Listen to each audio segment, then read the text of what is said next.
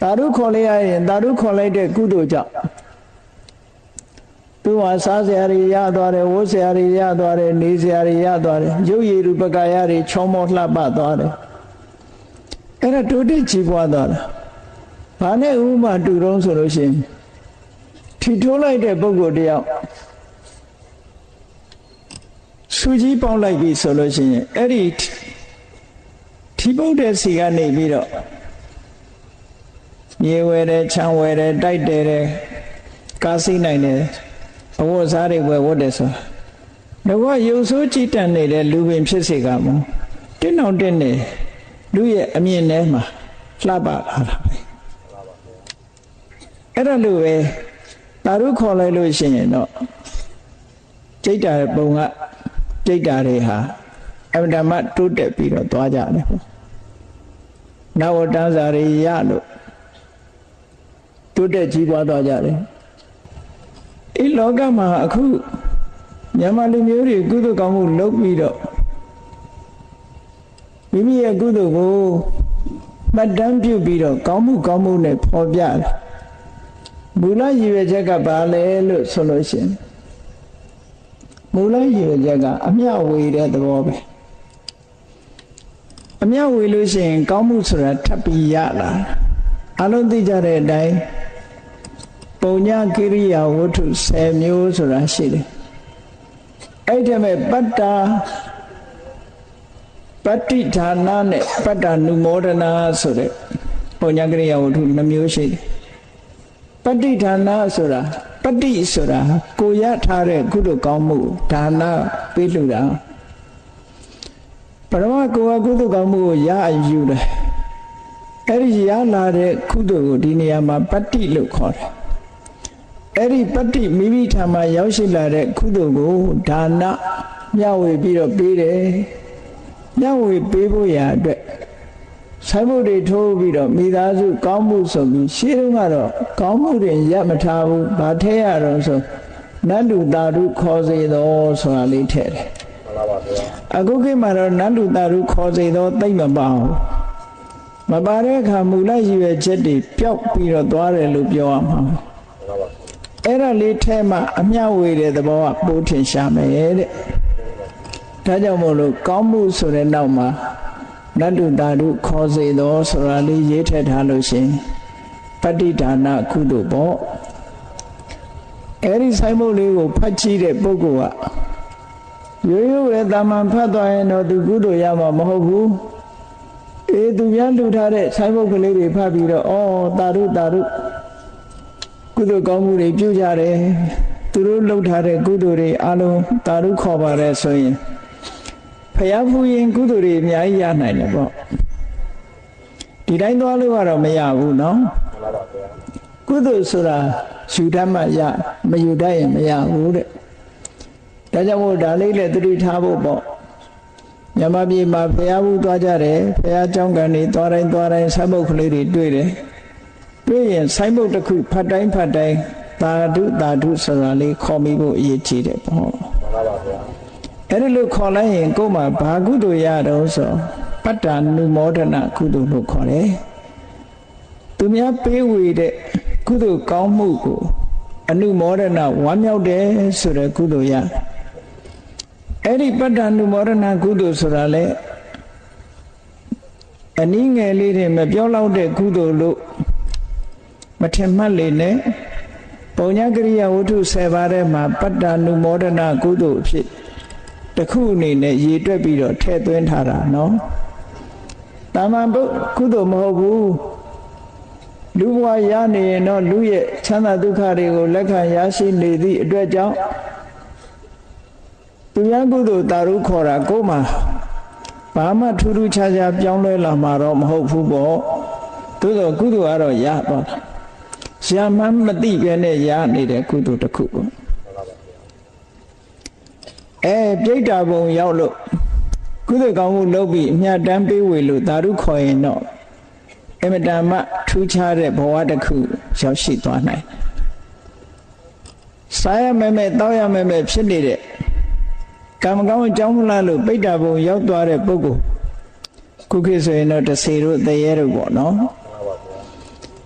ကုသိုလ်ကောင်းမှုလုပ်ပြီးမြတ်တမ်းပေးဝေလိုက်လို့သူတို့သာဓုခေါ်လိုက်ပြီဆိုလို့ရှိရင်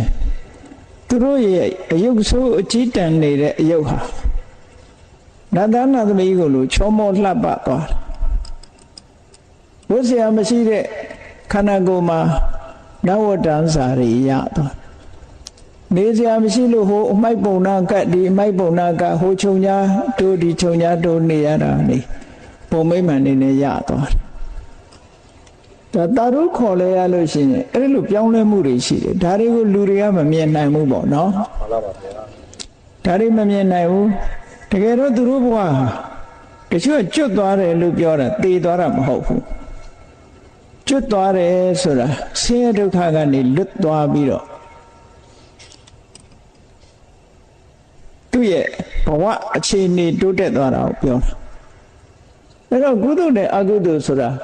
သို့မဟုတ်ကောင်းမှုနဲ့မကောင်းမှုဆိုတာအမြဲတမ်းကွာခြားတယ်မကောင်းမှုတွေရှိနေသည့်အတွက်ကြောင့်မကောင်းမှုရဲ့အကျိုးကိုခံစားနေရတဲ့အချိန်မှာပြိတ္တာဘဝရောက်နေတဲ့ပုဂ္ဂိုလ်တွေဟာ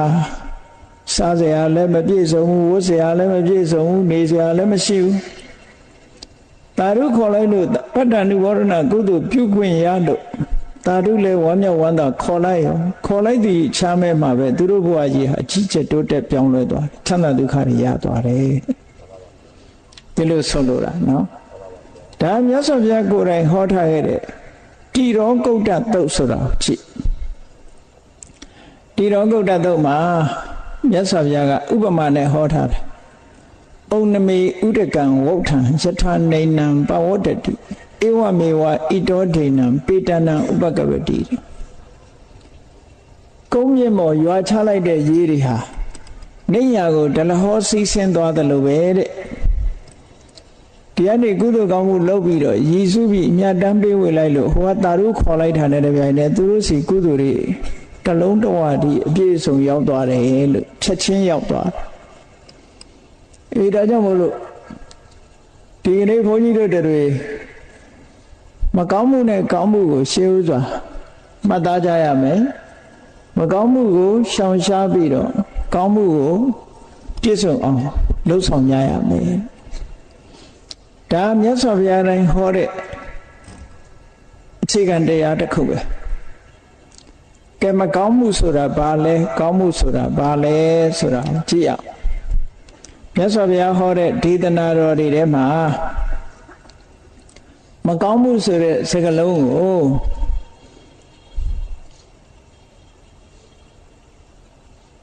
အတ္တာဓုလို့တစ်ခါသုံးတယ်တခါပါပလို့လည်းသုံးတယ်အကုသလလို့လည်းသုံးတယ်အပုံညလို့လည်းသုံးတယ်မကောင်းမှုတွေလူလောကမှာဒီစကားလုံးတွေကိုသုံးပြီးတော့မကောင်းကျိုးကိုဖြစ်စေတတ်တဲ့မကောင်းမှုတွေကိုဖော်ပြကိုမကြိုက်လို့မကောင်းတာမဟုတ်ဘူးတဘာဝကောမကောင်းတာအဲ့တော့မကောင်းတဲ့အချက်ဆိုတာရှုထောင့်နဲ့ကြည့်ရဘာဖြစ်လို့မကောင်းမှုလို့ပြောရတော့ဆိုတော့ဒေသနာတော်တစ်ခုမှမြတ်စွာဘုရားဟောထားတယ်နတံကမ္မံကတံတာဓုတဲ့ဒီမှုဟာမကောင်းဘူးတဲ့ဘာဖြစ်လို့မကောင်းတော့ဆိုရင်ယံကတ္တဝအနုတ္တပတ္တိလုတ်ပြီးလို့ရှင်စင်စစ်မပြတ်ပူပန်စေတတ်တယ်တဲ့ဟောကိုလုတ်တဲ့အလုပ်ပေါ်မှာလုံးမိသွားပြီးတဲ့နောက်မှာစိတ်ဆင်းရဲမှုတွေကိုဖြစ်ပေါ်စေတတ်တဲ့အလုပ်ဟာမကောင်းတဲ့အလုပ်လို့မကောင်းမှုလို့သတ်မှတ်တယ်အဲ့တော့လူတိုင်းဟာမလုပ်တဲ့အလုပ်ကိုလုံးမိသွားပြီဆိုရင်စိတ်ဆင်းရဲမှုကိုကြုံစေတတ်တယ်ပေါ့ဒါကြောင့်မို့လို့မကောင်းမှုဆိုတာလှုပ်ပြီးစိတ်ဆင်းရဲစေတတ်တဲ့အမှုမျိုးလို့ဒါလူတကာနားလည်အောင်မြတ်စွာဘုရားပြောဟောတာနောက်တစ်ခုကဘာတော့ဆိုယတအတုမုခောရောဒံဝိပါကံပฏิသေဝတိကိုလှုပ်တဲ့မကောင်းမှုရဲ့အကျိုးကိုခံစားရတဲ့အခါမှာ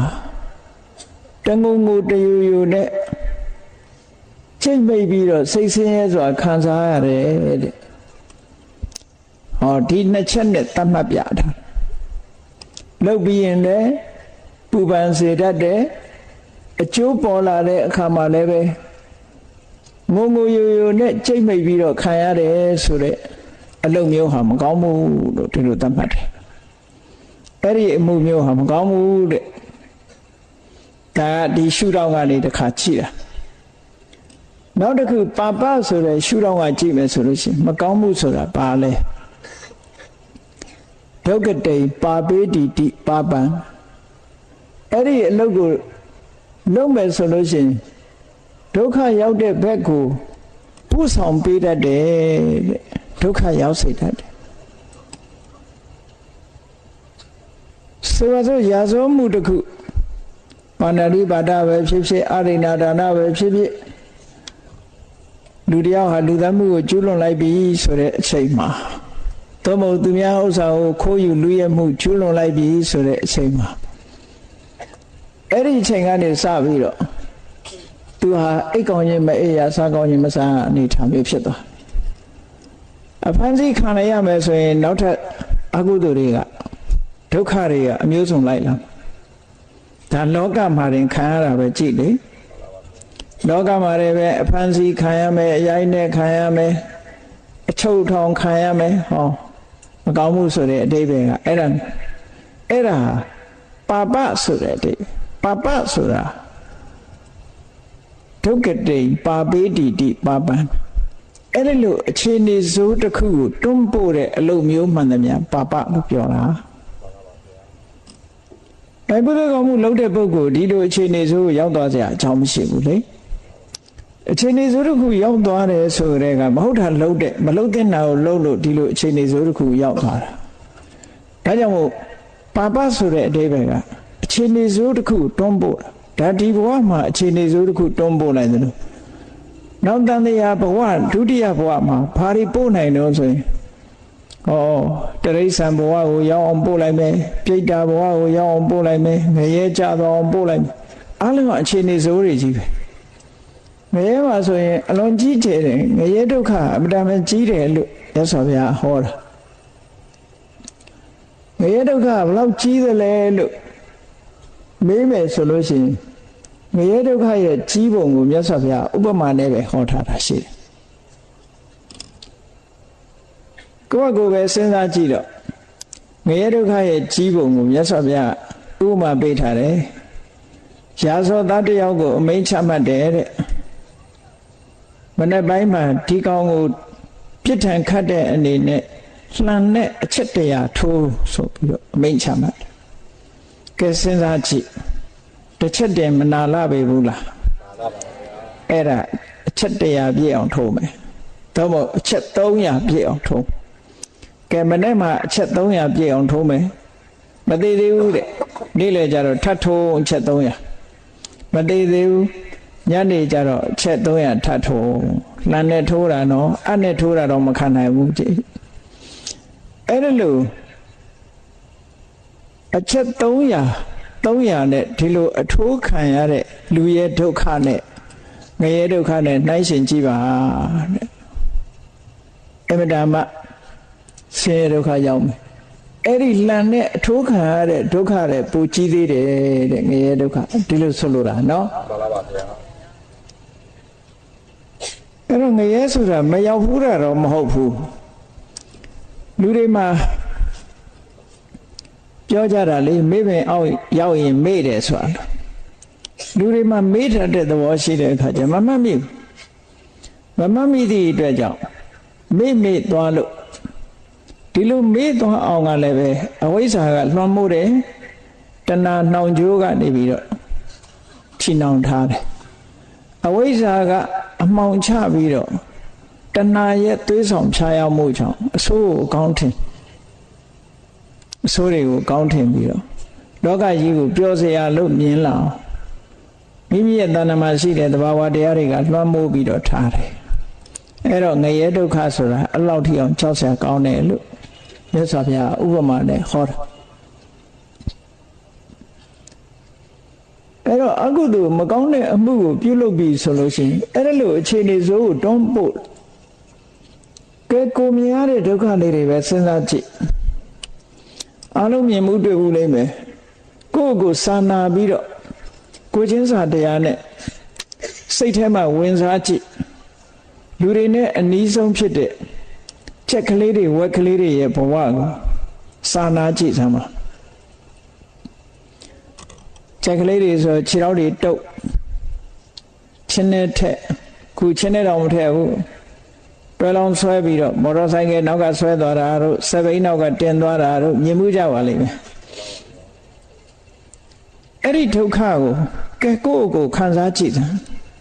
ခြေထောက်နှစ်ဖက်တုပ်ပြီးတော့မော်တော်ဆိုင်ကယ်နောက်ကနေပြီးတော့များတင်သွားရင်ဘယ်လိုခံရမလဲအင်မတန်မှကြောက်စရာကောင်းတဲ့မြင်ကွင်းတစ်ခုပဲလက်ချက်ကလေးတွေကငှက်ကလေးတွေတိရစ္ဆာန်လေးတွေဟာဒီလိုလူတွေရဲ့အနိုင်ကျင့်မှုကိုခံနေရတာဆိုတာဘာကြောင့်လဲသူတို့ကိုပါပလို့ဆိုရဲသူတို့လုပ်ခဲ့တဲ့အကုသိုလ်ကဒီဘဝရောက်အောင်တွန်းပို့လိုက်တာဟောတွန်းပို့လိုက်တဲ့အတွက်ကြောင့်အဲ့ဒီအချိန်လေးရောက်မှတော့ဘယ်သူကလာပြီးတော့အကာအကွယ်ပေးတော့ဘယ်သူမှမပေးဘူးတဲ့အဲ့ဒါတွေကိုလူဖြစ်နေတဲ့အချိန်မှာစဉ်းစားဖို့လိုတယ်စဉ်းစားပြီးတော့အဲ့ဒီဘဝမျိုးမရောက်ဒီဘဝမျိုးကိုရောက်တဲ့အလုပ်ကိုလုပ်ရင်ရောက်သွားမှာပဲပါပဆိုတဲ့အကုသိုလ်တွေမိမိတို့ရဲ့တဏ္ဍာမှာဖြစ်မဲ့ဆိုရင်ဒီဘဝမျိုးရောက်မှာပဲမရောက်ဘဲမနေဘူးသူကပို့တာ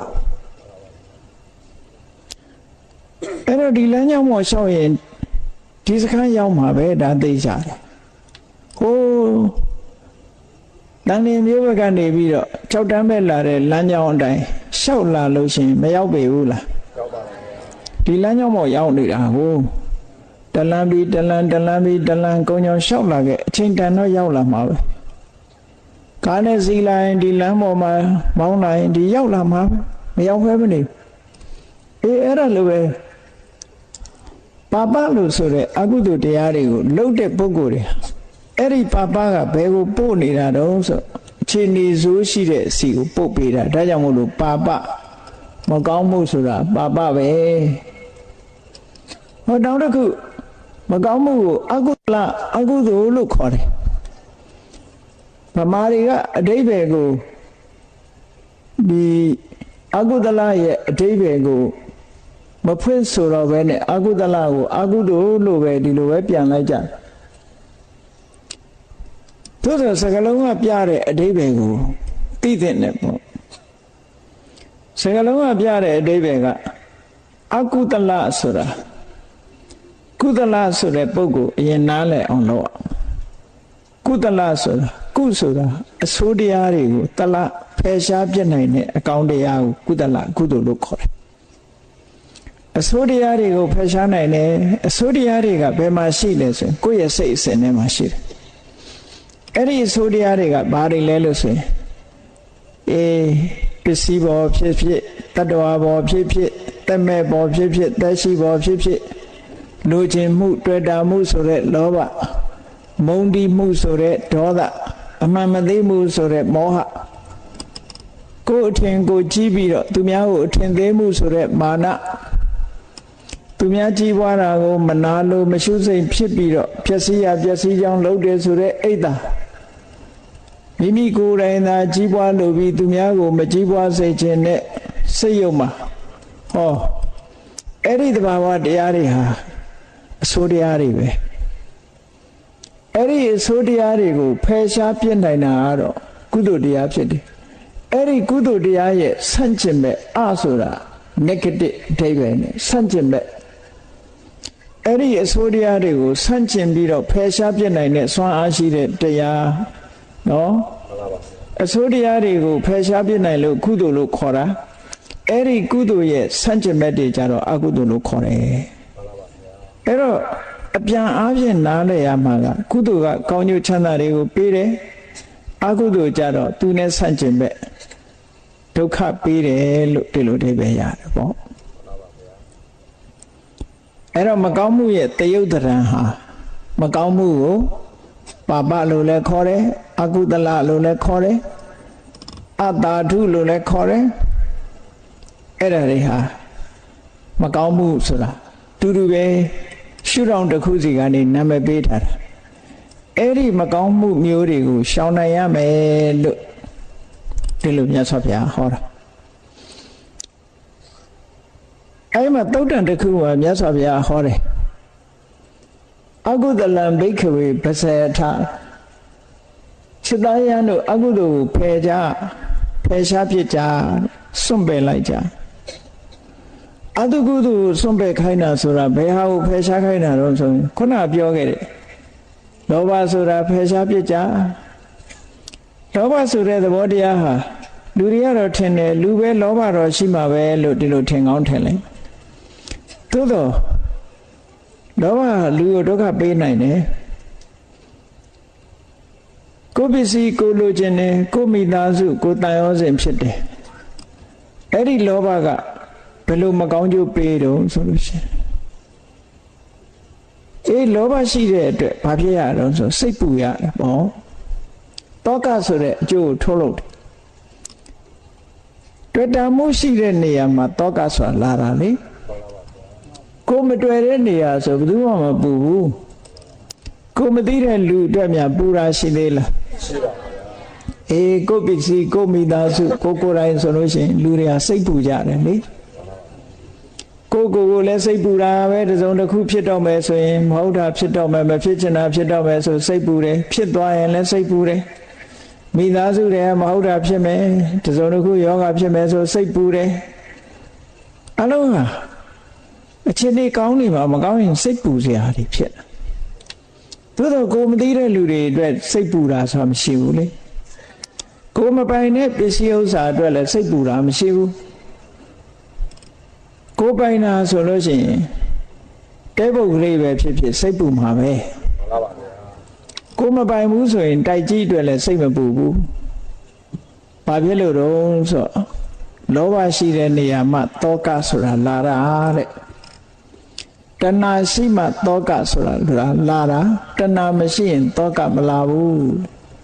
အဲ့ဒီကလေးကလောဘရှိတာကောင်းလားမကောင်းလားတဏှာရှိတာကောင်းလားမကောင်းလားဆိုဒီဘဝနဲ့မကောင်းဘူးဆိုတာထင်ရှားတယ်လေအ ਨੇ ဆုံးစိတ်ပူစေတယ်အဲ့ဒီလောဘဟာမိများလိုပဲမထင်းချုပ်ဘူးဆိုလို့ရှိရင်ကိုယ်ပစ္စည်းလိုချင်တဲ့လောဘကနေပြီးတော့သူများပစ္စည်းပါလိုချင်တဲ့လောဘဖြစ်လာအဲ့ဒီခါကျရင်ရာဇဝမှုကိုကျူးလွန်တယ်ရာဇဝမှုတစ်ခုကျူးလွန်လာပြီဆိုရင်ပို့ပြီးတော့ဆိုးရတဲ့အခြေအနေတစ်ခုဖန်တီးသွားနိုင်တယ်ပေါ့ဟုတ်ပါဗျာဒါကြောင့်မို့လို့ခုနကတာမန်အခြေအနေကတောကကိုဖြစ်ပွားစေပြီးတော့အမှန်တရားပြင်းထန်လာလို့ရှိရင်တော့သူများပစ္စည်းကိုယ်ပစ္စည်းဖြစ်အောင်လုပ်မှုဆိုတာနဲ့ခိုးမှုတွေလူရဲမှုတွေတိုက်ခိုက်မှုတွေလောကမှာဖြစ်ပေါ်နေတာလောဘရဲ့လက်သည်တွေပဲမဟုတ်လားမှန်ပါဗျာသူ့ရဲ့လက်ချက်တွေလေလောဘမရှိဘူးဆိုရင်ဒီလူတွေကလူရဲတိုက်ခိုက်တယ်ဆိုတာလုပ်ပါမလားမလုပ်ဘူးဒါကြောင့်မို့လို့လောကမှာရာဇဝမှုတွေဖြစ်နေတာဆိုတာဒီလောဘကြောင့်ဖြစ်တာတွေအများကြီးပဲပေါ့နောက်တစ်ခုကြည့်အောင်မလားဒေါသဆိုတာလေအစိုးတရားတစ်ခုပဲဒေါသရှိရင်စိတ်ချမ်းသာမှုစိတ်အေးမြမှုဟာစိတ်ဆိုးလိုက်တာနဲ့တပြိုင်နက်ဆုံးရှုံးသွားအကြာကြီးစောင့်ရမလို့အခုစိတ်ဆိုးအခုစိတ်ချမ်းသာမှုဟာဆုံးရှုံးသွားကြည့်လေဒေါသကသူဖြစ်လိုက်တာနဲ့လူတွေဟာသူ့အရှိန်တက်လာလေဟုတ်လားဒေါသဖြစ်လာတဲ့လူတယောက်ဟာကိုယ်ရည်သားတွေဆက်ဆက်တုံလာတယ်မျက်နှာတွေနီးလာတယ်ပါးစပ်ကမဟုတ်တန်တရားတွေရုပ်မာတွေထွက်လာတယ်လက်ကလည်းပဲလက်ပါလာတယ်တတ်မဲ့ဖြတ်မဲ့တွေဖြစ်လာတယ်ဟောမထင်းချုံနေဘူးဆိုရင်နောက်ဆုံးမှာလောကမှာလူသားမှုတွေတို့ဘာတို့ကျူးလွန်လာပြီဆိုလို့ရှိရင်ပြဿနာတိတွေပိုတက်လာတာပေါ့ဒါကြောင့်မို့လို့ယင်ထဲကအမုန်းတရားဒေါသတရားဟာဆိုတာလေကောင်းကျိုးကိုတည်ဆောင်တာမရှိဘူးမကောင်းကျိုးကိုပဲတည်ဆောင်တယ်ဒီလိုဆိုလိုတာနော်အဲ့ဒါတွေကတကယ်မကောင်းမှုတွေကြည့်ပဲအဲ့ဒီမကောင်းမှုတွေကိုရှောင်ဖို့လိုတယ်တဲ့မြတ်စွာဘုရားဟောတယ်အကုသလံဘိက္ခဝေပဇေထကောင်းကျိုးချမ်းသာမပေးတဲ့ဆင်းရဲဒုက္ခကိုဖြစ်ပေါ်စေတတ်တဲ့အကုသိုလ်တရားတွေကိုစွန့်ပယ်လိုက်ကြတဲ့ဒါပြင်စွန့်ပယ်လို့ရသလားလို့ဆိုရတယ်စွန့်ပယ်လို့ရတယ်စွန့်ပယ်လို့ရလို့ဘုရားကစွန့်ပယ်ကြလို့ဟောတာတဲ့မရရင်မဟောဘူး ဟုတ်တာပေါ့လောဘဆိုတာလည်းဖယ်လို့ရတာပဲဒေါသဆိုတာဖယ်လို့ရ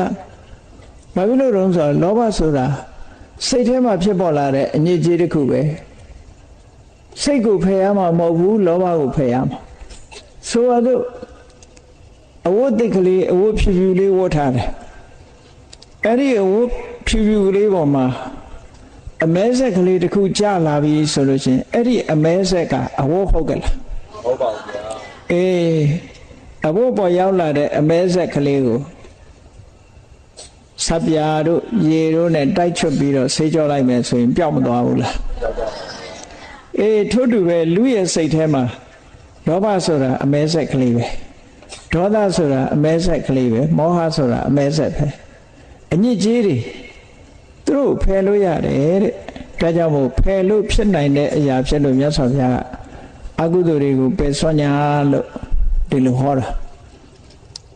ဘာဖြစ်လို့စွန့်ခိုင်းတာလဲလို့ဆိုလို့ရှိရင်အဲ့ဒီအကုသိုလ်ရှိနေလို့ရှိရင်တတ္တဝါတွေမှာ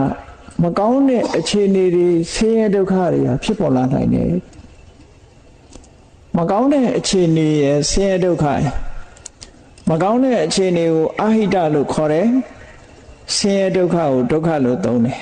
အဟိတာယဒုက္ခယတဝတ္တတိအဲ့ဒီမကောင်းမှုတွေမိမိတဏ္ဍာမှာဖြစ်လာပြီးအကုသိုလ်တရားတွေမိမိတဏ္ဍာမှာလွှမ်းမိုးလာပြီးဆိုလို့ရှိရင်အဟိတအခြေအနေကောင်းတွေလက်လွတ်ဆုံးရှုံးသွားမယ်အခြေအနေကောင်းဆိုတာကောင်းတဲ့စိတ်တွေဖြစ်ပေါ်လာဖို့မရှိတော့ဘူးမကောင်းတဲ့စိတ်တွေကြီးပဲဖြစ်ပေါ်လာနိုင်တယ်အဲ့ဒါကောင်းတဲ့စိတ်တွေကြီးပဲဖြစ်ပေါ်လာနိုင်တာကိုအခြေကောင်းအခြေအနေကောင်းကောင်းတဲ့စိတ်တွေကိုမဖြစ်ပေါ်စေနိုင်တော့ဘူးမကောင်းတာတွေကြီးပဲဖြစ်လာပြီဆိုရင်ဒါအခြေအနေမကောင်းဘူးလောကလူတွေကပြောကြတယ်လေလူမမာတယောက်ယောဂပြင်းထန်လာလို့ရှိရင်ဘယ်လိုပြောကြအခြေအနေမကောင်းဘူးလို့ပြောကြတယ်ဟုတ်ကဲ့လားဘယ်ကိစ္စပဲဖြစ်ဖြစ်ဒီကောင်းတဲ့ဘက်ကိုဥလဲမလာဘူးမကောင်းတဲ့ဘက်ကိုဥလဲပြီးဆိုလို့ရှိရင်ဟေးအခြေအနေမကောင်းဘူးအခြေအနေမကောင်းဘူးနဲ့ပြောကြတယ်လေမှန်ပါပါဗျာအဲ့ဒါလိုပဲမိမိတဏ္ဍာမှာလောဘတွေလွှမ်းမိုးနေရင်ဒေါသတွေလွှမ်းမိုးနေရင်မောဟတွေလွှမ်းမိုးနေအကုသိုလ်တွေလွှမ်းမိုးထားရင်အခြေအနေမကောင်းဘူးလို့ပဲပြောအောင်အခြေအနေမကောင်းဘူးစိတ်ထဲကလောဘဒေါသမောဟတွေဖြစ်လာပြီဆိုလို့ရှိရင် तू ပြောမဲ့စကားတွေဟာအကောင်းထွက်ပါမလားထွက်ပါဘူးလုံးမဲ့အလုပ်တွေကရောအကျိုးပြုတဲ့အလုပ်တွေဖြစ်ပါမလားဖြစ်ပါဘူးအေးဒါကြောင့်လို့အခြေအနေမကောင်းဘူးလို့ပြောတာအဲ့ဒါကိုအဟိတလို့ခေါ်တယ်အဲ့ဒီအဟိတအခြေအနေမကောင်းသည့်အတွက်ကြောင့်ဆင်းရဲတဲ့အကျိုးတရားတွေဟာထင်ထင်ရှားရှားပေါ်လာနိုင်တယ်တဲ့ဒါကြောင့်မို့မြတ်စွာဘုရားအကုသိုလ်ကိုဖယ်ရှားခိုင်းတာမှန်ပါပါဗျာဟောကုသိုလ်ကောင်းမှုဆိုတာကြတော့ဘယ်လိုပြောတော့ကောင်းမှုဆိုတာကြတော့ဘယ်လိုစံနဲ့သတ်မှတ်ရတော့ဆိုတင်စကမ္မံကတံတာတုယံကတ္တဝါနာနုတ္တပတိဒီမှုမျိုးကတော့ကောင်းတယ်တဲ့ဘယ်လိုအမှုမျိုးတုံးဆိုရင်ယံကတ္တဝါနာနုတ္တပတိလုတ်ပြီးတဲ့နောက်မှာစိတ်ထဲမှာမပူရဘူးတဲ့ဝမ်းသာနေရတယ်ဟုတ်တယ်လေကုသိုလ်ကောင်းမှုလုပ်ပြီးရင်ဝမ်းသာနေရတာပဲဆောင်းလေးတစ်စုံလောင်းပြီးတဲ့နောက်ဝမ်းနေတယ်ဆိုတာရှိသေးလားရှိပါဘူးဗျာဘုရားကိုရေလေးတစ်ခွက်လှူပန်းလေးလှူပြီးတော့ဝမ်းနေရတယ်ဆိုတာရှိလားမရှိဘူးကောင်းတာလုပ်လို့ရှိရင်တွေးမိတိုင်းဝမ်းသာစရာတွေကြီးပဲဖြစ်တယ်ဒါကြောင့်မို့ကောင်းတဲ့အလုပ်ဟာဝမ်းသာမှုဖြစ်စေတတ်တယ်ဒီရှုထောင့်ကနေပြောရင်ဒါကောင်းမှုလို့သတ်မှတ်ရမယ်အဲ့ဒါဆိုလို့ရှိရင်နောင်တန်းပရတတ်တဲ့လူကအရက်ဝိုင်းသွားပြီးတော့အရက်လေးတစ်ခွက်တောက်ရင်ရောသူမှဝမ်းမသာဘူးလားဝမ်းသာမှာပဲသူလဲအဲ့ဒါကြတော့ဘယ်လိုပြောမလဲသို့တော့တောင်းတဲ့အချိန်လေးဝမ်းသာပေမဲ့လို့ယောဂရလာတဲ့အခါကျတော့ဝမ်းနည်းစရာမဖြစ်ဘူးလားအေးဒီနေ့တစ်ချိန်ကျတော့အကုသိုလ်နဲ့ပျော်ပေမဲ့လို့အကျိုးပေးထုတ်လုပ်လာပြီဆိုရင်ဝမ်းနည်းစရာဖြစ်လာမှာပဲလေအကုသိုလ်အကျိုးမပေးသေးခင်တော့အကောင်းလေးတွေပျော်စရာလေးတွေလို့စိတ်ကထင်းနေသေးတာကိုဘာလို့လဲတော့ဆိုရင်ဘာပဲဖြစ်ဖြစ် မျိုးစိတ်လေးတစ်ခုစိုက်ထားမပွင့်သေးဘူးမသီးသေးဘူးဆိုလို့ရှိရင်ဘာမှအကျိုးမပေါ်သေးဘူးလေပွင့်လာပြီသီးလာပြီဆိုတဲ့အခါကြလို့ရှိရင်ပန်းဆိုလို့ရှိရင်လည်းလှပမှုတွေအသီးနှံဆိုလို့ရှိရင်လည်းအသုံးဝင်တဲ့အသီးနှံလေးတွေဒီလိုဖြစ်လာတာအကျိုးမပေးသေးခင်တော့ဟုတ်တယ်လို့ရှိနိုင်တယ်အကျိုးပေးပြီဆိုရင်ဒါကြောင့်မို့ရှုတော်တစ်ခုကိုမြတ်စွာဘုရားထပ်ပေးတယ်လုတ်ပြီးတဲ့နောက်မှာနောင်တပူပန်ရတယ်ဆိုတာတစ်ခုနောင်တမပူရပန်ရဘူးဆိုတာတစ်ခုသူ့ရဲ့အကျိုးပေါ်လာတဲ့အခါမှာကောင်းမှုဆိုတာအဲ့ဒီအကျိုးကိုခံစားရတဲ့အခါမှာဝမ်းမြောက်ဝမ်းသာပိဋိသောမနတဖြစ်ပြီးတော့အကျိုးခံစားရတယ်ဒါကုသိုလ်ရဲ့အကျိုးကအဲ့ဒါလို့ရှိတယ်အဲ့ဒါမျိုးကိုမြတ်စွာဘုရားကကောင်းမှုလို့သတ်မှတ်တယ်အဲ့တော့ကောင်းမှုနဲ့မကောင်းမှုကိုဒီနှစ်ခုကိုနှိုင်းယှဉ်ပြီးတော့မြတ်စွာဘုရားဟောထားတာမကောင်းမှုဆိုတာလှုပ်ပြီးတာနဲ့ပူပန်ရတယ်အကျိုးပေါ်တဲ့အခါမှာလည်းဆင်းရဲတယ်ကောင်းမှုဆိုတာလှုပ်ပြီးတာနဲ့ဝမ်းသာရတယ်အကျိုးခံစားတဲ့အခါမှာလည်းဝမ်းမြောက်ဝမ်းသာဖြစ်ရတယ်ဟောဒီနှစ်ခုနဲ့ဒီစံနဲ့သတ်မှတ်ပြီးတော့ကောင်းမှုမကောင်းမှုဆိုတာသတ်မှတ်ပြဒါကတစ်ခုနောက်ကောင်းမှုကိုပုံညလို့စာပေကျမ်းကမှဆိုတယ်ပုံညဆိုတာဘာလို့ဆိုရင်ပုဏ္ဏတိသောတေတိတိပုံညဘဝတစ်ခုကဖြူစင်တောက်ပြောင်လောက်အောင်လုပ်ပေးနိုင်တယ်လို့မဲညစ်သွားစေတဲ့ထာကအကုသိုလ်ဖြူစင်တောက်ပလာစေတာကကုသိုလ်ဆိုပါစို့အကုသိုလ်လုပ်တဲ့ပုဂ္ဂိုလ်ဟာတဖြည်းဖြည်းမြုပ်သွားတဖြည်းဖြည်းမြုပ်သွားဆိုင်မုတ်မှာမထိုးရဲတာကိုမြုပ်မသွားဘူးလားသူလုပ်တဲ့အကုသိုလ်ခုနလိုပဲမကောင်းမှုလို့ဖော်လို့မရတာဟိုမကောင်းမှုဆိုဖော်လို့မရသည့်အတွက်ကြောင့်အကုသိုလ်လုပ်တဲ့ပုဂ္ဂိုလ်ဟာမြုပ်ကွယ်ပြီးတော့လုပ်ရတယ်လို့ပဲလူကလည်းပဲတဖြည်းဖြည်းမြုပ်သွားတယ်။ဘာနဲ့တူတော့ဆိုရင်တွင်းတူးတဲ့လူနဲ့တူတယ်။တွင်းနဲ့လေအောက်ရောက်သွားလေတွင်းနဲ့လေအောက်ရောက်သွားလေပဲ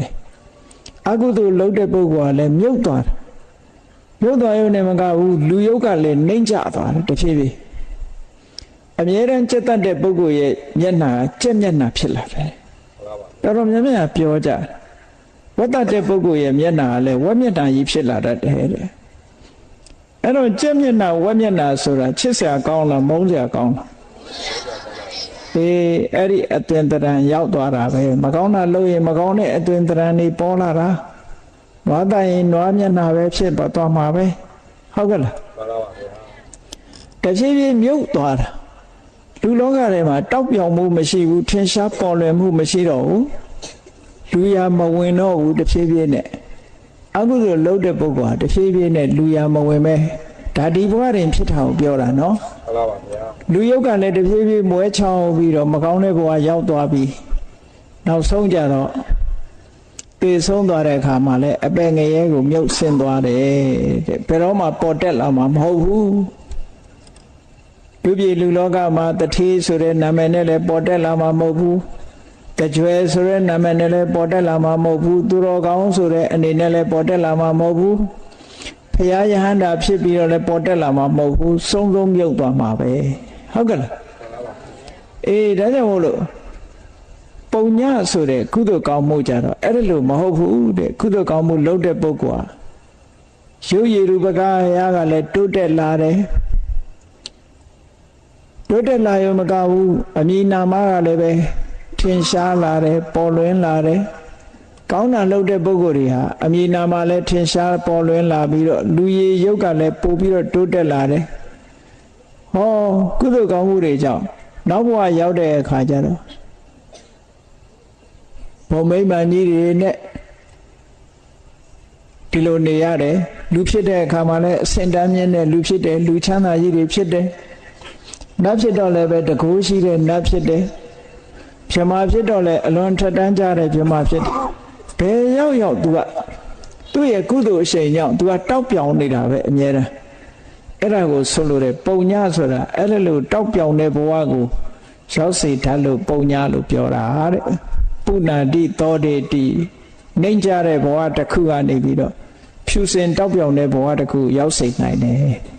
အဲ့ဒါဟာကောင်းမှုပဲလို့ဒီလိုဆိုတာနော်ကုသလကုသိုလ်ကောင်းမှုကိုကုသိုလ်လို့လဲဆိုတယ်အဲ့ဒါကုသလဆိုတဲ့အဓိပ္ပာယ်ကတော့ခုနပြောခဲ့ပြီးသားတဲ့မှာကုဆိုတာ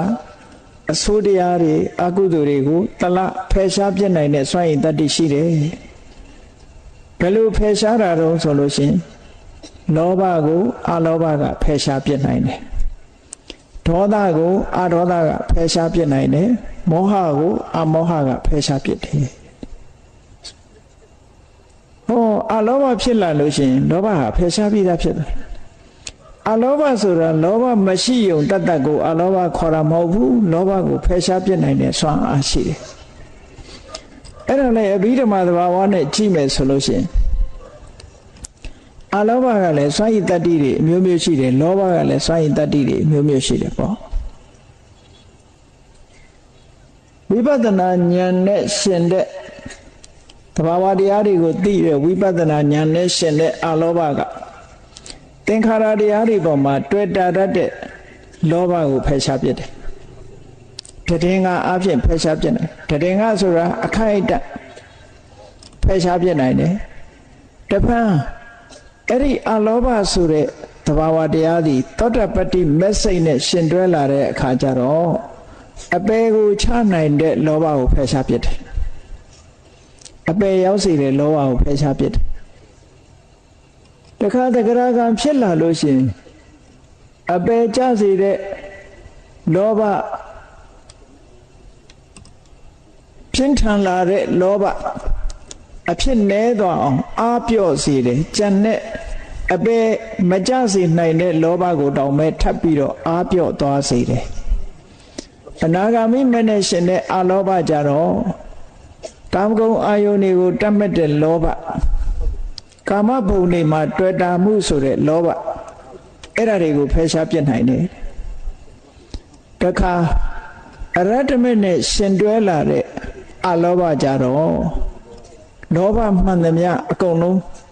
တခုမကြအောင်ဖယ်ရှားပြစ်နိုင်တယ်လို့ဒီလိုအဆင့်ဆင့်ဖယ်ရှားသွားတာလို့ဒီလိုမှတ်ရနော်အဲ့လိုတစ်ဆင့်ဆင့်ဖယ်ရှားသွားတာအဲ့ဒါကြောင့်မို့လို့ကုသလကုသိုလ်ဆိုတာအဆိုးတရားတွေကိုဖယ်ရှားနိုင်တာသူ့ဟာနဲ့သူဖယ်ရှားသွားတယ်အမောင်ကိုဘာနဲ့ဖယ်ရှားတာတော့ဆိုအလင်းနဲ့ဖယ်ရှားတာလေအမောင်ကိုအလင်းနဲ့ဖယ်ရှားတယ်လို့ပဲအလောဘလောဘကိုအလောဘနဲ့ဖယ်ရှားထို့တူပဲဒေါသကိုဒေါသဆိုတဲ့အဆိုးတရားကိုအဒေါသဆိုတဲ့ကုသိုလ်နဲ့ဖယ်ရှားရမယ်အဲ့ဒီမှာလည်းစဉ်းစားကြည့်ဒီအဒေါသကလည်းအစဉ်စဉ်ရှိတယ်မေတ္တာလို့ခေါ်တဲ့အဒေါသရှိတယ်နောက်ဝိပဿနာကျင့်စဉ်တစ်ခုကိုကျင့်လို့သင်္ခါရတွေပေါ်မှာမုန်းတီးခြင်းဆိုတာကင်းတယ်နောက်သောတာပတ္တိမဲ့နဲ့ရှင်တွဲလာတဲ့အဒေါသရှိတယ်တဂရဂါမိမဲ့နဲ့ရှင်တွဲလာတဲ့အဒေါသရှိတယ်အနာဂါမိမဲ့နဲ့ရှင်တွဲလာတဲ့အဒေါသရှိတယ်အရဟတမဲ့နဲ့ရှင်တွဲလာတဲ့အဒေါသရှိတယ်မေတ္တာလို့ဆိုတဲ့မေတ္တာနဲ့ရှင်တွဲလာတဲ့အဒေါသကြတော့ကြည့်တာမန်အမုန်းတရားတွေကိုဖယ်ရှားပြစ်လာနိုင်ဝိပဿနာဉာဏ်နဲ့ရှင်တွဲလာတဲ့အဒေါသကြတော့သင်္ခါရတရားတွေအပေါ်မှာစိတ်တူခြင်းမုန်းတီးခြင်းဆိုတဲ့အထာဏကောပလိုဟာမျိုးအဲ့ဒါမျိုးကိုဖယ်ရှားပြစ်နိုင်တယ်သောတာပတ္တိမေနဲ့ရှင်တွဲလာတဲ့အဒေါသကအပေကိုကြစေတတ်တဲ့ဒေါသကိုဖယ်ရှားပြစ်တယ်တဂရဂါမိမဲ့ကြတော့ဒေါသကိုအပြော့သွားစေတယ်အနာဂါမိမဲ့ကြတော့လုံးဝအနာဂါမိမဲ့နဲ့ရှင်တဲ့အဒေါသကြတော့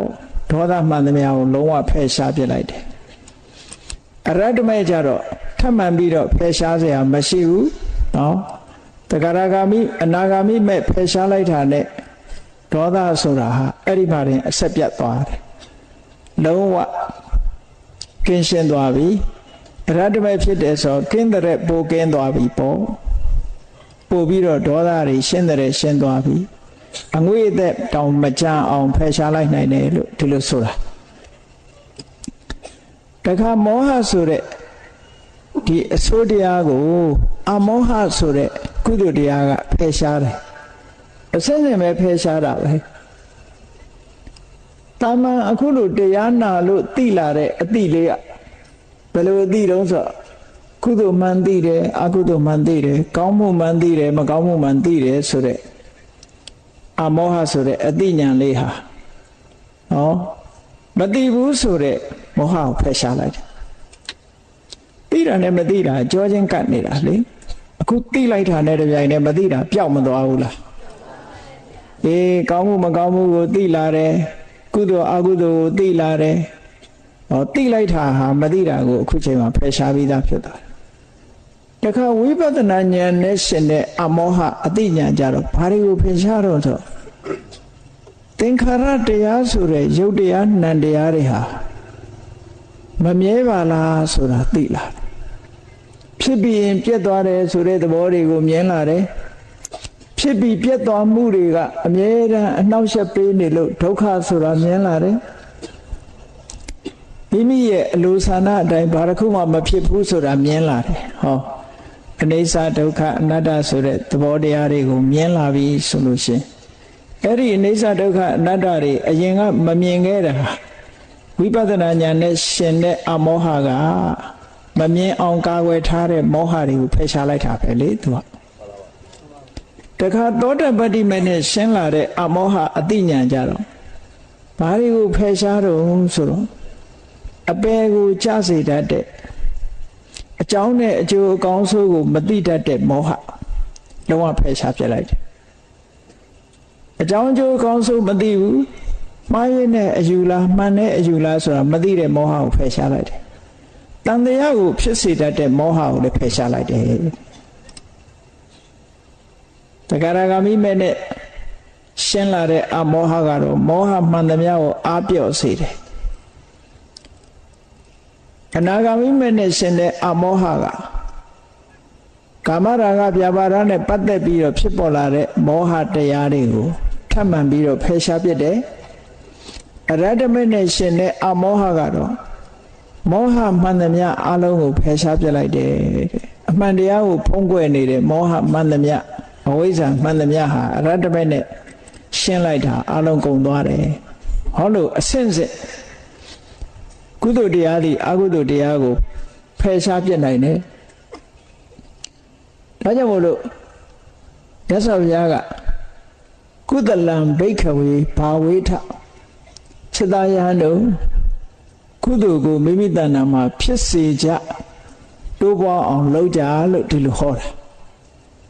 ဘာဝေထဆိုတာဖြစ်စေတာရဲ့တိုးအောင်လုပ်တာဒီနှစ်ခုယူပါကိုယ်တဏ္ဍာမှာအာလောဘမဖြစ်သေးဘူးဆိုရင်ဖြစ်အောင်လုပ်ရမယ်အာဒေါသမဖြစ်သေးဘူးဆိုရင်ဖြစ်အောင်လုပ်ရမယ်အာမောဟမဖြစ်သေးဘူးဆိုရင်ဖြစ်အောင်လုပ်ရမယ်ဖြစ်လာပြီးလို့ရှိရင်ဖြစ်ရုံနဲ့မကျေနပ်ရဘူးတိုးအောင်ကြိုးစားရအောင်အရှိန်နေကောင်းတဲ့ကောင်းလောက်ဆိုပါစို့တာမန်အလောဘတစ်ခုကနေပြီးတော့ဝိပဿနာဉာဏ်နဲ့ရှင်းလာတဲ့အလောဘဖြစ်အောင်တိုးတက်အောင်မြင့်တင်ပေးရဝိပဿနာဉာဏ်နဲ့ရှင်တဲ့အလောဘကိုသောတာပတိမေနဲ့ရှင်တဲ့အလောဘမျိုးဖြစ်လာအောင်မြင့်တင်ပေးရတဂရဂါမိမေနဲ့ရှင်တဲ့အလောဘမျိုးဖြစ်အောင်အနာဂါမိမေနဲ့ရှင်တဲ့အလောဘမျိုးဖြစ်အောင်အရဟတမေနဲ့ရှင်တဲ့အလောဘမျိုးဖြစ်အောင်မြင့်တင်ပေးသွားတာအဲ့ဒါကိုဘာဝနာလို့ခေါ်တာပဲဒါကြောင့်မို့မြတ်စွာဘုရားကုသလံဘိက္ခွေဘာဝေထจิตသားယဟန်တို့ကုသိုလ်ကိုဖြစ်ပွားစေကြတဲ့ဘာဖြစ်လို့ကုသိုလ်ကိုဖြစ်စေခိုင်းတာတော့လို့ဆိုလို့ရှိရင်အဲ့ဒီလိုတိုးမြင့်လို့ရစေသလားရနိုင်သလားဆိုရနိုင်တယ်ဒါကြောင့်မို့မြတ်စွာဘုရားဖြစ်ပွားစေကြဘာကြောင့်ဖြစ်ပွားစေဖို့တိုက်တွန်းရလဲလို့ဆိုရင်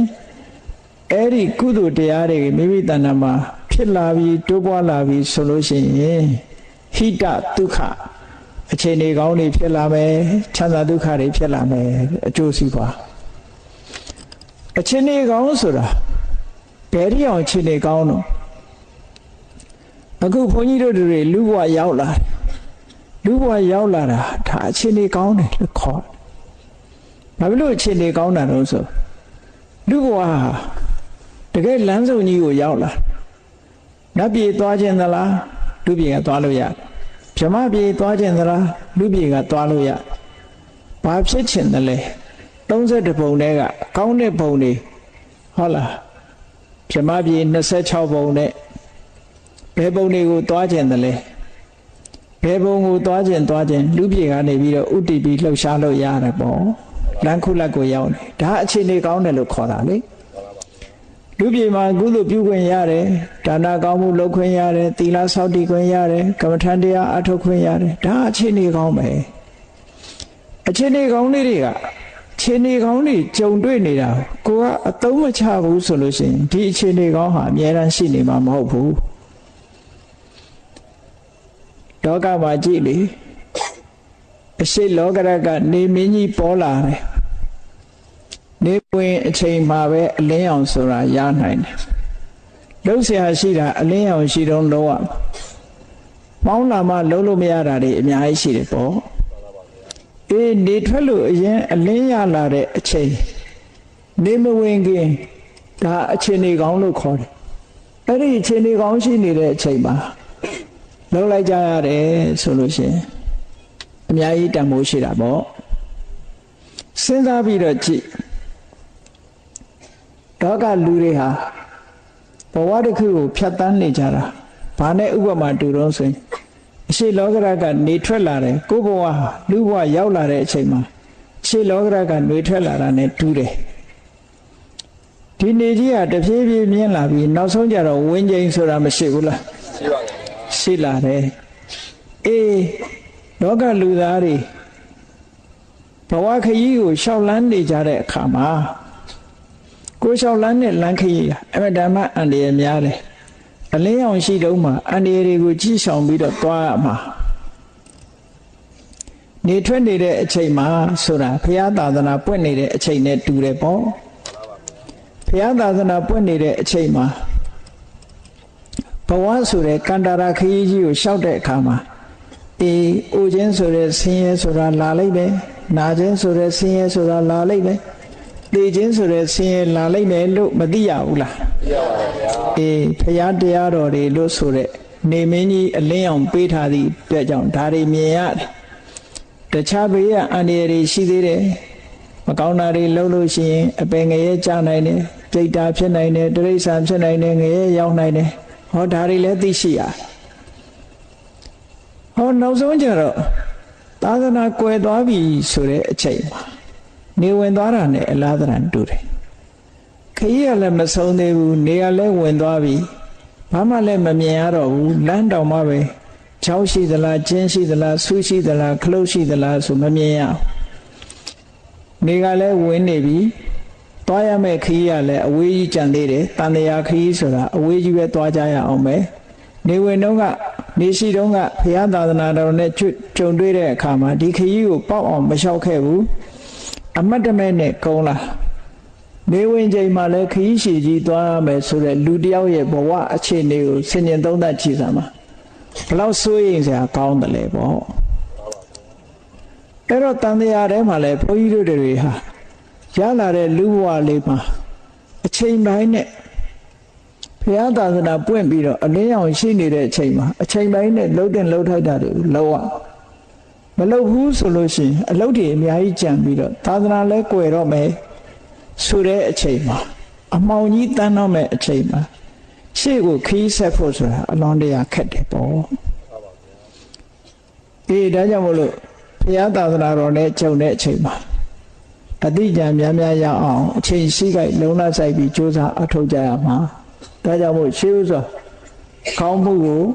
ဆိုတာကိုသိအောင်ကြိုးစားမယ်မကောင်းမှုဆိုတာသိအောင်ကြိုးစားရမယ်ကောင်းမှုဆိုတာပါမကောင်းမှုဆိုတာပါကုသိုလ်ဆိုတာပါအကုသိုလ်ဆိုတာပါ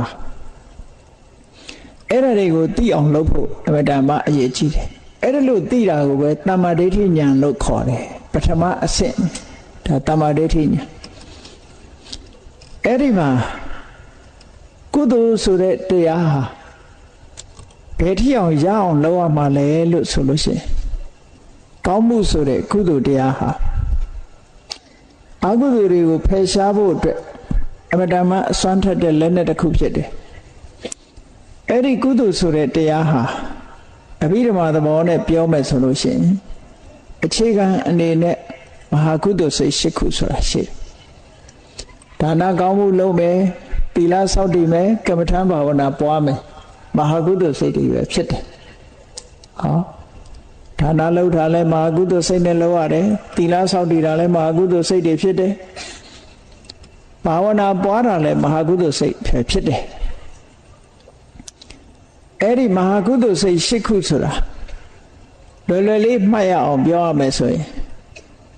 အတိညာပါတဲ့ကုသိုလ်က၄ခုအတိညာမပါတဲ့ကုသိုလ်က၄ခုသို့မဟုတ်ဒီလိုခွဲအတိညာရှိမရှိနှမျိုးနဲ့ခွဲလိုက်ကုသိုလ်လုပ်တဲ့အခါမှာစဉ်းစားဉာဏ်နဲ့လုပ်တာတစ်ခုစဉ်းစားဉာဏ်မပါပဲလုပ်တာတစ်ခုဟောကိုယ်ပိုင်အတိညာနဲ့လှုပ်တာတစ်ခုကိုယ်ပိုင်အတိညာမပါပဲလှုပ်တာတစ်ခုဆိုဘယ်နှခုဖြစ်သွားတာနှစ်ခုအဲ့ဒီနှစ်ခုကိုလူရဲ့ခံစားချက်နှမျိုးနဲ့မြောက်အောင်ခံစားချက်နှမျိုးဆိုတာဘာလဲဆိုရင်ကုသိုလ်လုပ်တဲ့အခါမှာစိတ်ထဲမှာဝမ်းမြောက်ဝမ်းသာလှုပ်တာရှိတယ်အေးပုံမှန်လုံးနေကြလှုပ်လိုက်တာဝမ်းသာမှုမထင်ရှားတာရှိတယ်ဟောခံစားချက်နှမျိုးစာလို့ပြောရင်သောမနတဥပ္ပခါပေါ့ဝန္တာမှုထင်ရှားတယ်သောမနတဝန္တာမှုမထင်ရှားဘူးဥပိ္ပခာအဲ့ဒီခံစားချက်နှမျိုးနဲ့ခုနဉာဏ်ရှိမရှိနှစ်ခုကိုနှစ်ကိုနှစ်နဲ့မြောက်တော့ဘယ်လောက်ဖြစ်သွား၄ပါ၄ခုဖြစ်တယ်အဲ့ဒီအခါမှာကုသိုလ်လုပ်တဲ့အခါမှာစိတ်အခြေအနေကနှစ်မျိုးရှိတယ်တစ်ခါတစ်ခါတွန်းအားပေးရတယ်တစ်ခါတစ်ခါတွန်းเสียမလို့သူကသူထက်ထက်မြက်မြက်ဖြစ်တယ်ပေါ့ထက်ထက်မြက်မြက်ဖြစ်တာတခုတွန်းပြီးတော့မှတွန်းအားပေးမှကိုယ်စိတ်ကိုပြင်ပေးမှထက်မြက်လာတာတခုဆိုတော့ထက်မြက်မှုရှိမရှိတွန်းပေးရမှုရှိမရှိနှစ်ခုနဲ့မြောက်လိုက်လို့ရှိရင်၄ကိုနှစ်နဲ့မြောက်တော့အဲ့ဒါမဟာကုသိုလ်စိတ်၈ခုဆိုအဲ့ဒါလူရဲ့စိတ်အခြေအနေတယ်ဟောဒါနလုပ်တဲ့အခါမှာအတိညာနဲ့စဉ်းစားပြီးလုပ်တဲ့ဒါနဟောအတိညာမပါပဲလုပ်တဲ့ဒါနလို့နှစ်မျိုးအဲ့ဒီနှစ်မျိုးမှာလှူတဲ့အခါမှာဝမ်းသာအာရလှူတာရှိတယ်တာမန်လှူလိုက်တာရှိတယ်အဲ့ဒီနှစ်ခုနဲ့မြောက်တော့ဒါနကုသိုလ်ဟာ၄ခုဖြစ်သွားတယ်ဟောအတ္တတေရောလှူတာနဲ့ကိုယ့်အကိုတိုက်တွန်းလို့ဖြစ်စေသူများတိုက်တွန်းလို့ဖြစ်စေလှူပြစ်သွားတာနှမျိုးနဲ့၄ကိုနှစ်နဲ့မြောက်တဲ့အခါကျတော့၈ခုဖြစ်တယ်ဟောဒါနကုသိုလ်တွေလည်း၈မျိုးဖြစ်တယ်သီလမှာလည်းထို့တူပဲအတိညာနဲ့လုပ်တဲ့သီလအတိညာမပါဘဲနဲ့စောင့်တဲ့သီလဆိုပြီးတော့နှစ်မျိုးအဲ့ဒီနှစ်မျိုးကိုတခါခံစားမှုနှစ်ခုနဲ့မြောက်လိုက်ဝန္တာအာရစောင့်တယ်သို့မဟုတ်ဝန္တာမှုတိတ်ပြီးတော့မရှိဘူးဒီနှစ်ခုနဲ့မြောက်တဲ့အခါ၄ခုဖြစ်တယ်စိတ်အားထက်သန်တယ်ရှိတယ်စိတ်အားထက်သန်မှုမရှိဘူးဒီနှစ်ခုနဲ့ထမြောက်တော့ဟောသီလကုသိုလ်ကလည်း၈မျိုးဖြစ်တာပဲဘာဝနာကုသိုလ်လုပ်တဲ့အခါမှာလည်းပဲဟောဒီ၈မျိုးတွေကပဲလုပ်ရတာပဲအဲ့တော့ကိုယ်တဏ္ဍာမှာအကောင်းဆုံးဖြစ်အောင်ကတော့ဘာနဲ့လုပ်ရမလဲဆိုရင်အသိဉာဏ်ရှိဖို့လိုတယ်ထက်မြက်ဖို့လိုတယ်ဝမ်းမြောက်ဝမ်းသာဖြစ်ဖို့လိုတယ်ပေါ့မှန်ပါပါဗျာအဲ့ဒါဆိုလို့ရှိရင်အကောင်းဆုံးကုသိုလ်ဖြစ်နိုင်တယ်ပေါ့ဒါဖြင့်ဒီကုသိုလ်ဟာအတော်ကိုအစွမ်းထက်ပြီးလို့ဆိုရင်ပဲဒီကုသိုလ်တဲ့တာတဲ့ကုသိုလ်မရှိတော့ဘူးလားလို့ဆိုရှိသေးတယ်အဲ့ဒီကုသိုလ်ကဘာလဲလို့ဆိုရင်တမာတိကျင့်စဉ်တစ်ခုကိုကျင့်လိုက်တဲ့အခါမှာကာမဂုဏ်အာယုန်တွေကိုတွန်းဖယ်ထားနိုင်အောင်စိတ်ဟာတည်ငြိမ်သွားတယ်အိတ်ချင်စိတ်တွေအထိနာမိတ်ဆိုတာတွေဒီဥဒိစ္စကောကောဆဆိုတဲ့စိတ်လေးတာတွေစိတ်ပူတာတွေဝိသိကိစ္စဆိုတဲ့တန်တရားတွေကာမဂုဏ်အာယုန်ခံစားလို့တဲ့ကာမိဆန္ဒတွေစိတ်ထဲမှာအလိုမကျဘူးဆိုတဲ့ပြာပါဒတွေဒါတွေကိုတွန်းလှန်ဖယ်ရှားပြလိုက်တဲ့အခါကျတော့သူကတမာရီကတအားတည်ငြိမ်ပြီးတော့သွားတယ်အာယုန်လေးတစ်ခုပေါ်မှာစူးစိုက်ပြီးတော့ရှုနိုင်တဲ့အနေအထားတစ်ခုရတာအဲ့ဒါကိုသံကုသိုလ်လို့ခေါ်တယ်သူကလည်းအဆင့်၄ဆင့်သို့မဟုတ်အဆင့်၅ဆင့်ရှိတယ်အဲ့ဒီကရူပကုသိုလ်၅ခုလို့ခေါ်တယ်တခါအဲ့ဒီကနေပြီးတော့အာယုန်တွေပြောင်းပြီးတော့အဆင့်မြင့်လိုက်တဲ့အခါတမာရီစွမ်းအားတွေကပို့ပြီးတော့ထက်လာတယ်သမထကျင့်စဉ်တစ်ခုကျင့်လိုက်တော့ထက်လာပြီးတော့ဒီရူပဇံအဆင့်တွေကိုကျော်လွှားပြီးတော့နောက်ဆုံးမှာအရူပဇံ၄ခုဆိုတဲ့ကုသိုလ်ရှိသေးတယ်ဟောအဲ့ဒီကုသိုလ်တွေကြတော့ ဘလောက်အစွမ်းထက်တုံးဆိုခုနကကာမဝဆရာကုသိုလ်ကနေအကျိုးပေးလိုက်လို့ရှင်လူပုံဖြစ်တယ်နတ်ပုံဖြစ်တယ်ဒီလောက်ပဲရှိတယ်နော်တက်တန်းနဲ့တွေ့မယ်ဆိုရင်ဟိုပရဏိဝိတဝဒဝတိနတ်ပြည်ရောက်သွားလို့ရှင်သူကတက်တန်းအရှိဆုံးပဲဒီတယ်မရှိဘူးကဘာတိအောင်မရှိဘူးခုနကတမာရိကုသိုလ်တွေရူပကုသိုလ်အရူပကုသိုလ်ရူပကုသိုလ်5ခုအရူပကုသိုလ်4ခုဒီမဟကုကုသိုလ်လို့ခေါ်တဲ့ဇန်နဲ့ပတ်သက်လာတဲ့ကုသိုလ်တွေကြတော့အသက်ဟာကဘာတိအောင်ခြီးပြီးတော့ရှည်တယ်သူ့ရဲ့အစွမ်းအားပို့ပြီးတော့ချီးမားလာတယ်ဒါပြင်ကုသိုလ်ဟာဒီလောက်နဲ့ကုံသွားလားဆိုမကုံသေးဘူးနော်ကုသိုလ်တွေလှုပ်ရှားလောကမှာဒီကနေ့လှုပ်နေကြတဲ့ကုသိုလ်တွေဟာကာမဝဆရာကုသိုလ်လေးပဲလှုပ်နိုင်ကြတာမဟာကုသိုလ်လေးပဲလှုပ်နိုင်တာရူပကုသိုလ်မရောက်ဘူးအရူပကုသိုလ်မရောက်ဘူးနောက်ဆုံးမှာအစွမ်းထက်ဆုံးကုသိုလ်တွေကဘယ်ဟာတွေတုံးဆိုမဲ့ကုသိုလ်လို့ခေါ်တယ်သောတာပတိမဲ့သဂရဂါမိမဲ့အနာဂါမိမဲ့ရတ္တမဲ့လို့ဆိုတဲ့ဒီမဲ့၄ပါးဆိုတာလဲကုသိုလ်ပဲအဲ့ဒီမှာသောတာပတိဆိုတဲ့သောတာပတိမဲ့ကုသိုလ်ကိုလှုပ်လို့ရှိရင်အမြင်မှားခြင်းနဲ့တန်တရားရှိခြင်းကိုလုံးဝရှင်းလင်းပြလိုက်နိုင်တယ်ပေါ့ပြီးတော့အပေဘုံကနေလုံးဝလွတ်သွားပြီဘဝတန်တရားမှာ9ဘဝပဲရှိတော့တယ်နောက်ထပ်ဒုက္ခခံဖို့မရှိတော့ဘူးရှစ်ခုမြောက်ဘဝသူ့မှာမရှိတော့ဘူးဆိုအတော်ကိုဒုက္ခတွေနည်းသွားတာပဲဒီကုသိုလ်ရဲ့ဆွမ်းဆောင်မှုပါဟုတ်ကဲ့လားကျန်တဲ့ကုသိုလ်တွေကအိုနာသေးရေးဆိုတာမလွတ်ဘူးဟောသောတာပတိမဲ့ကုသိုလ်ဖြစ်လိုက်လို့ရှိရင်နောက်ထပ်သေဖို့ဟာ9ကြိမ်ပဲကြံတော့တယ်လို့ဒီလိုပြောတာပူခြင်းနာခြင်းသေခြင်းနဲ့ရင်ဆိုင်ဖို့ရ9ကြိမ်ပဲရှိတော့တယ်ပေါ့နောက်ထပ်ဒီရင်ဆိုင်စရာမရှိတော့ဘူးဟောသဂရဂါမိမဲ့ကုသိုလ်ရလို့ရှိရင်ဒီတဲ့စွမ်းအားတွေမြင့်လာလို့ဘဝအဒီတဲ့တိုးလာအနာဂါကုသိုလ်ရသွားပြီဆိုလို့ရှိရင်ကြည့်ကာမဘုံနဲ့အဆက်ဖြတ်တယ်ငရဲတို့တိရစ္ဆာန်တို့ပြိတ္တာတို့မဆိုထားပြီလူဘုံတို့ဟုတ်လားနတ်ဘုံတို့နဲ့ပါအဆက်ပြတ်ပြီးတော့ဟိုးတက်တန်းရှိတဲ့ပြမဘုံလေးအဲ့ဒီပြမဘုံတောင်မှပဲအလွန်စင်ကြယ်တဲ့သုဒ္ဓဝါဒဘုံဆိုတာမျိုးနဲ့ပဲသူကအတော်အဆင့်မြင့်တဲ့ဘုံတွေမှာရောက်သွားအရတ္တမဲ့ဖြစ်လိုက်တာနဲ့တပြိုင်နက်ကြည့်30ဘုံလုံးနဲ့အကုန်လုံးဆက်ပြတ်သွားကိလေသာတွေအလုံးချုပ်ငြိမ်းသွားတယ်လုံးသမျှကံတွေဟာဘဝတစ်ခုကိုထူထောင်ဖို့ရမဖြစ်နိုင်တော့ဘူးအဲ့ဒီအရတ္တမဲ့ကုသိုလ်ဆိုတာအဆင့်အမြင့်ဆုံးပဲကုသိုလ်ပဲတဲ့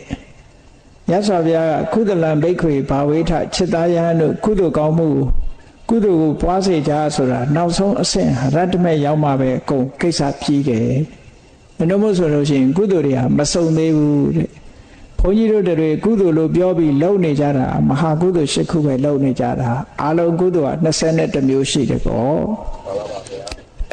မကောင်းမှုဆိုတာအကုသိုလ်12ခုရှိတယ်ကောင်းမှုဆိုတာကကုသိုလ်21ရှိတယ်အဲ့ဒီ21ကိုပြည့်စုံအောင်လုပ်ပြီးတော့နောက်ဆုံးအရတ္တမဲ့ဆိုတဲ့ကုသိုလ်ရမှသာလေအဆိုးတရားတွေအလုံးကိုဖယ်ရှားနိုင်လို့ဘဝမှာကြုံတွေ့ရမယ့်ဒုက္ခတွေအလုံးချုပ်ငြိမ်းမှဖြစ်တယ်ဆိုတာကိုသဘောပေါက်နားလည်ပြီးတော့တို့တွေဟာလှုပ်ရှားတွေအများကြီးရှိသေးတယ်တန်တရားခရီးလျှောက်လန်းတဲ့အခါမှာဘုရားသာသနာဆိုတဲ့နေမင်းကြီးထွန်းလင်းနေတဲ့အချိန်သာလေကုသိုလ်ဆိုတာသိခွင့်ရတယ်အကုသိုလ်ဆိုတာသိခွင့်ရတယ်ကောင်းမှုမကောင်းမှုကိုခွဲခြားသိခွင့်ရတယ်ကောင်းမှုမကောင်းမှုကိုလည်းကြိုးစားလှုပ်ဆောင်ခွင့်ရတယ်လို့အချိန်ရှိခိုင်လုံးလဆိုင်ဖို့ရတို့ရဲ့တာဝန်ဖြစ်တယ်လို့ကိုစီသဘောကျပြီးတော့မကောင်းမှုမှန်သမျှကိုရှောင်ရှားကောင်းမှုမှန်သမျှကိုဆောင်ထားကြပြီးနောက်ဆုံးမှာအရတ္တမဲ့ကုသိုလ်ကိုအရာယူပါဒုက္ခခသိမ်းချုပ်ငြိမ်းရမှမြတ်နိဗ္ဗာန်သို့လင်းမြန်စောစွာကိုယ်စီကိုယ်ငါမျက်မှောက်ပြုနိုင်ကြပါစေ